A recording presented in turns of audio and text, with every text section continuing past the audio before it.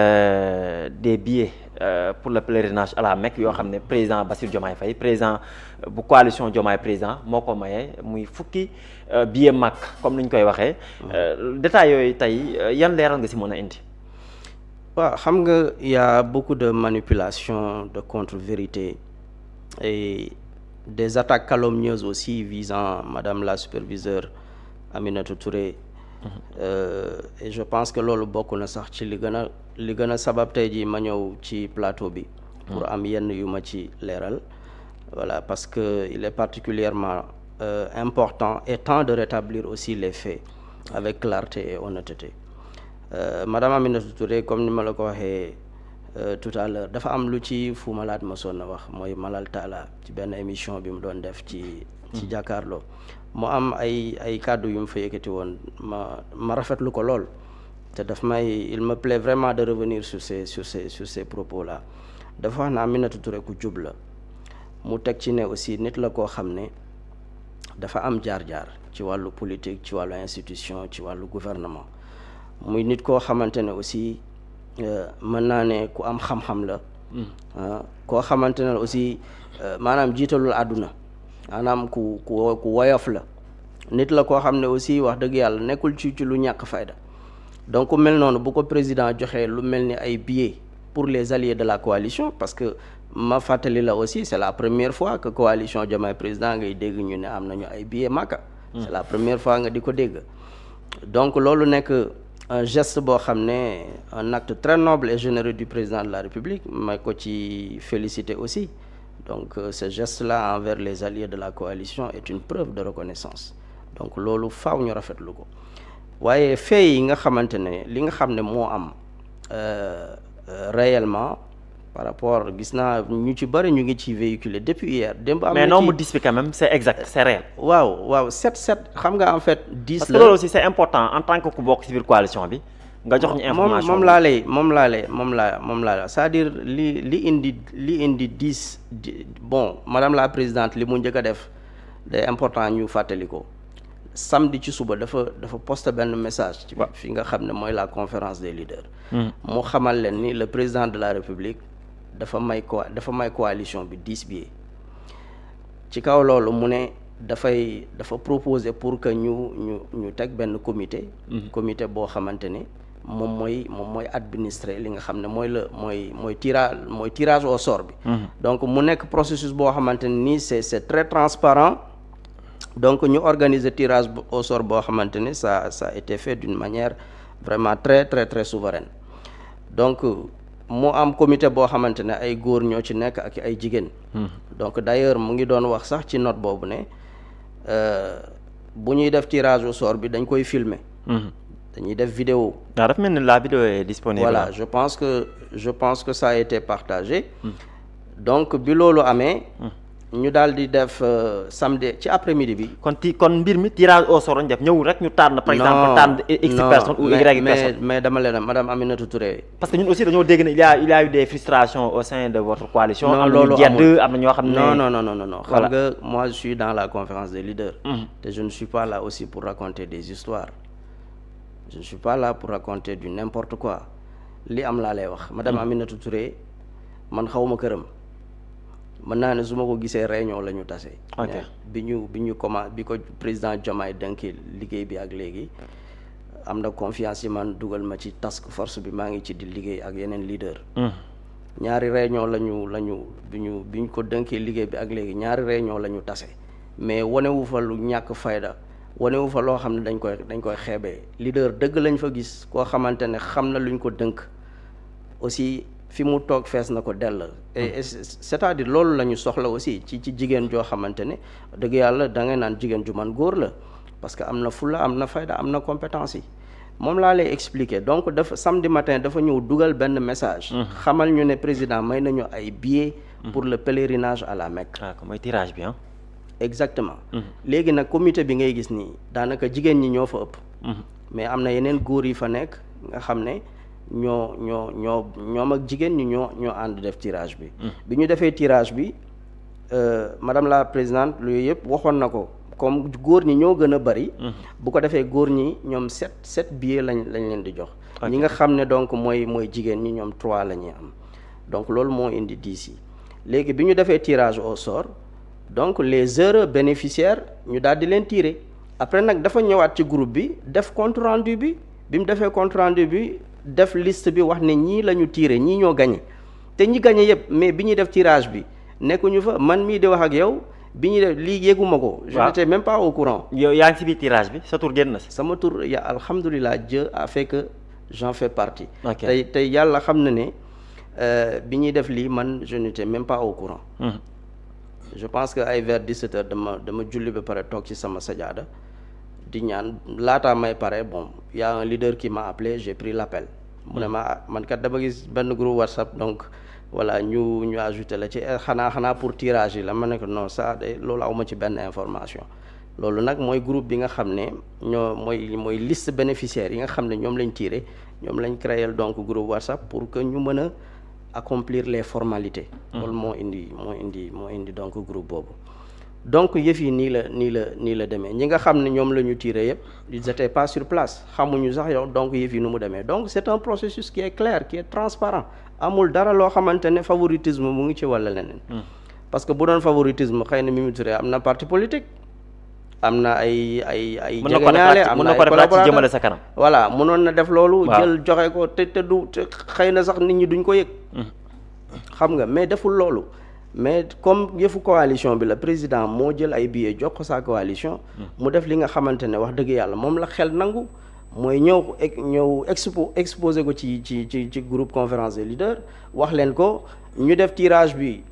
ñu jël ko en direct vidéo ko bi ñu paree ñu ñëw def seen compte rendu joxe le nom de ñi nga xam ne ñoom la ñu tiré te ñi ñu tiré am na aussi bien ñi nga xam ne ñoo nekkoon ci coalition bi avant 2024 parce que il faut le dire aussi am na ñu ñëw ci bi ñu ubbee coalition bi am na ñu ñëw.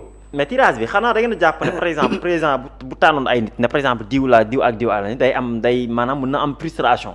waaw loolu mooy peut-être moom ngeen jàpp ne moo nekk méthode bu gën a adéquate. loolu mooy indi frustration évidemment président bu ñëwoon mu ne jël leen président Dia jël leen président Baye Mayoro jël leen président Ali Tunkara wala jël leen Mame Koumba Diop et cetera wala jël leen président Dianté mais ñi soog a ñëw lan la ñuy wax. dañuy ne président kat dafay favoriser ñi fi nekkoon avant 2024. mais loolu rafetul madame Aminata Touré mënoon na def sax loolu wax ne ñii ñoo fi nekkoon xaaral ma jox leen mais deful loolu d'accord. dañuy boole ñi nga xam ne mooy ñi fi nekkoon ak ñi nga xam ne ñoo ñëw après 2024 ak même ñi ñëw tout récemment ñu boole def tirage ñi ci seen wërsëg nekk ñu dem parce que Makka nag je vous le dis c'est un pilier fondamental de l'islam. pèlerinage ñëpp a koy ñaan ci seen àdduna.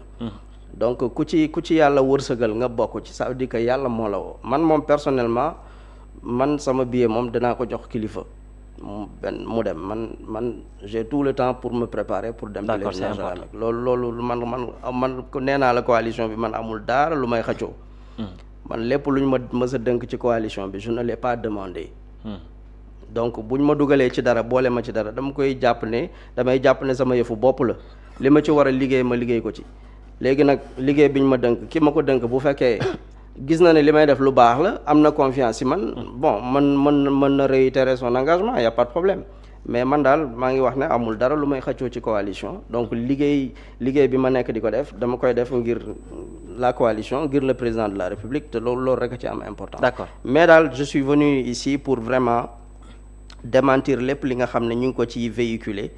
voilà sur les réseaux sociaux. di yàq deru coalition bi di yàq deru Aminata Touré alors que liñ ci wax dara amu ci. li nga xam ne aussi moom la ñuy naan frustration ci coalition bi amul parce que bi madame la présidente defee compte rendu bi dugal vidéo bi mais il y a énormément une centaine de messages ngay gis muy dugg ci groupe bi gars yi di féliciter. maintenant amul kenn ku naqarlu. non doxalin bi amul kenn ku damay expliquer xëy na sa du am na tur yi ma jàpp am na benn tur bi ma jàpp plutôt. le président Sy tur prénom bi bëgguma ko joxe mais président Sy moom dugg na ci groupe bi lire naa message am mu ne tirage au sort bi félicité na d'abord ñi nga xam ne mooy les heureux bénéficiaires. waaw gërëm président ci acte bi nga xam ne moom la def waaye wax ne su ma sañoon de tirage bi nii lañ koy defee. ok xam nga kon kooku li ñu def bañu ko mais waaye am na neneen nu mu ko gisee. am na neneen nu mu ko gisee. moom kese laa gis. ñaareel bi kooku audio la dugal. bon xam nga na coalition bi loolu aussi dañ koy parfois réeré mbir am na ñoo xam ne ay arabisants lañu am na ñoo xam ne. mënuñu lire français. waaw te bon madame la présidente boo xoolee communiqué yi muy dugalee français lay bind. parce que tamit boo xoolee presque 99,99% ñëpp dañuy lire comprendre nañ français. kooku nag loolu la dugal mu ne bu sañoon saa yu ñu dugalee message boo xamante ne texte français la ñu daal di ko traduire def ko en audio bu ko defee ñi nga xamante ne mënuñu lire français bi dinañu mën a comprendre xam lu xew. mais est-ce que waa groupe yëpp aussi yëgoon nañ ne dinañ def tirage par exemple. oui mais bien sûr ñëpp yëgoon nañ ko. bien sûr parce que groupe bi ñëppay lire message yi. ñëppay lire saa yu Aminata Touré dugalee message ci seconde yi like yeeg yi donc da ngay gis presque ay dizaines. ça veut dire que ñëppay lire maintenant il faut que tamit nit ñi ñu conséquent responsable parce que yow mënoo nekk ci coalition bu ñu dugalee information nga bëgg a toog ba minuit wala 1h du matin ba ko lire leader du comporté woon noonu da nga nekk ci groupe boo xamante ne c'est notre cadre d'échange et de partage d'information donc foofu lépp lu fa wàcc comme information dans les minutes qui suivent da nga ko war a lire da nga war a xam lu xew loolu la donc loolu nag mënuñu ci forcer kenn mais daal li ma la mën a wax mooy processus bi ça a été un processus très transparent donc def nañ ko respecter les règles de l'art ñi ñu ci war a tirer donc ñu tirer leen te yàlla def na comme ni ma la ko waxee ñi ñu ci tirer yëpp nekkuñu fa woon donc man mii je n'étais pas là-bas donc j'ai été appelé informé voilà donc li ma jot ci ay appel samedi bi xaw ma sax nu mu toll pratiquement sept yi juróom-ñaari ay góor lañu ñett yi ñoom ñoo di ay jigéen alors geste bi ni mel président mu jël biir coalition ak ay alliés may leen billet Makka loolu lan lay tekki ci biir coalition bi ci diggante ak président bi ak ñi nga xam ne ñoom ñoo nekk waa coalition bi mais wax naa la ko léegi ce geste-là c'est une preuve de reconnaissance parce que wax naa la ko léegi ñun. c'est-à-dire si wàllum politique bu ñuy wax peut-être coalition bi dëgërul voilà président. non loolu ay wax la rek président du raisonner noonu. parce que est-ce que du am benn message boo xam ne aussi président nekkul di ko joxe wane na kat coalition bi am na si yëg-yëg ak considération. non président daa mës a am yëg-yëg ci coalition am dama lay fàttali ne président bi mu génnee kaso. alxames la génn kaso guddi. moom ak président Ousmane Sonko. le vendredi ci suba à 10h mu ñëw QG ba fekk ñu fa daje ak coalition am na photo bu ñu fi partagé woon ci suñu émission ba les passé ñaa ngi koy fàttaliku. y avait les Aïda Mbodj les Mimi Touré les Guirassy. y avait tout le monde. on était tout le temps ensemble au niveau donc du QG donc foofu noonu la ñëw def discours bu historique man jour boobu laa mës a serré Diomaye la mais jour boobu laa koy soog a nuyu. mais si suuf garab manga bi noonu. exactement. ñëw def fa discours bu rëy keroon nag laa xool nit ki analyser discours am ma xam ne kii il est quelqu'un waaw kii tëbul rek nekk président comme ça il est bien dans. te boobu ñu ngi woon si en pleine campagne présidentielle. boobu ñun commencé nañ campagne bi. c'est vrai xam nga keroon rek maa ngi koy fàttali madame Aminata Touré ci suñu benn réunion. ma ne ko yaa ngi fàttaliku suñu tournée départementale Pikine ak kii bi ak Rufisque bi. ma koy fàttali bi ñuy nekk ci camion bi ñu yéegoon ci benn doodaan boobu ñu ngi jóge côté ñàgg defe naa war a dem côté Bambilor bi noonu ñuy camion bi ñu yéeg wàcc jour boobu muy bëgg a daanu man maa kii nii rek mu tegu ci sama loxo bi toog ci banc bi ma di ko naan ba xam ça va mu ne ça va jour boobu muy kaki la sol jour boobu ak casquette. muy jàmbaar fu ñu taxaw mu jël micro bi def discours taxaw wax mais loolu duñ ko fàtte.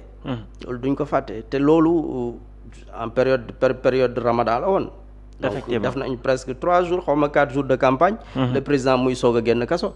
bi mu génnee kaso dafa ñëw dajak sa coalition bi ñu jógee foofu noonu ci rencontre boobu noonu au niveau du QG. ci la ñu dem. def seen conférence de presse moom ak le premier ministre Ousmane Sonko.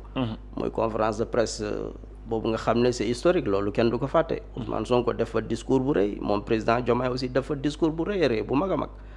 bi ñu fa jógee nag ñoom ñaar ci la ñu dugg ci biir àll bi dugg ci biir Sénégal dem battre campagne ba nu ñu yàlla maye ndam donc c'est pour vous dire que le président de la République. ku mës a warmal coalition bi la daf ko mës a fonk bi mu jëlee aussi li nga xamante ne mooy fonction bi mu prêter serment parce que ñun ñëpp ñu ngi woon ci jour boobu ci salle bi biñ koy installé bi muy prêter serment ñu jóge foofu 2-3 jours après mu woote King Fahd Palace boo ne Aïda Mbodj mu dajalee la conférence des leaders. mooy photo yi ñu fi partagé woon yaa ngi fàttaleku. je me rappelle ce jour-là ñu ñëw foofu aussi mu wax fa discours bu rafet PM Ousmane Sonko wax fa discours bu rafet Aïda Mbodj ak madame Aminata Touré ñoom ñëpp def fa discours bu rëy bu solennel leaders yi ñëpp kontaan le président wax fa ay wax yu rafet wax ni que vraiment gërëm ñëpp sant ñëpp quoi ci effort yi vraiment wax fa ay wax yoo xamante ne man da nga xam ne lii nit ku nite moo koy wax.